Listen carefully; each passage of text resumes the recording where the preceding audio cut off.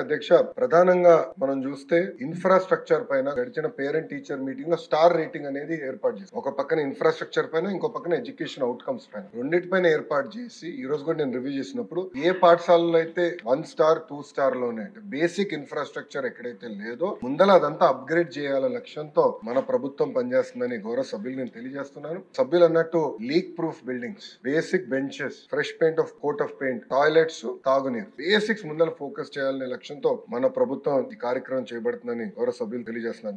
అధ్యక్ష, ఈరోజు సాయంత్రం గౌరవ సభ్యులందరితో కూడా ఒక సమావేశం ఏర్పాటు చేసుకున్నారు. అధ్యక్ష, గత ప్రభుత్వం 117 జీవోని తీసుకొచ్చి ప్రభుత్వ విద్య పిల్లలకి, అది నిరుపేద కుటుంబాలకి దూరం చేసిన విషయం మనందరూ తెలిసిన విషయమే. గత ప్రభుత్వ చేతకంతనం వల్ల ప్రభుత్వ పాఠశాలలో దాదాపు 12 లక్షల మంది విద్యార్థులు తగ్గిపోయారు. అధ్యక్ష, 12 లక్షల మంది విద్యార్థులు తగ్గిపోతాం జరిగింది. అధ్యక్ష, అందుకే దానికి ఒక ఆల్టర్నేటివ్ ఏర్పాటు చేయాలని దానిపైన ప్రజాప్రతినిధులతో చర్చించి, అదే విధంగా పక్కన సంఘాలతో కూడా ఒక రౌండ్ చర్చ జరిగింది.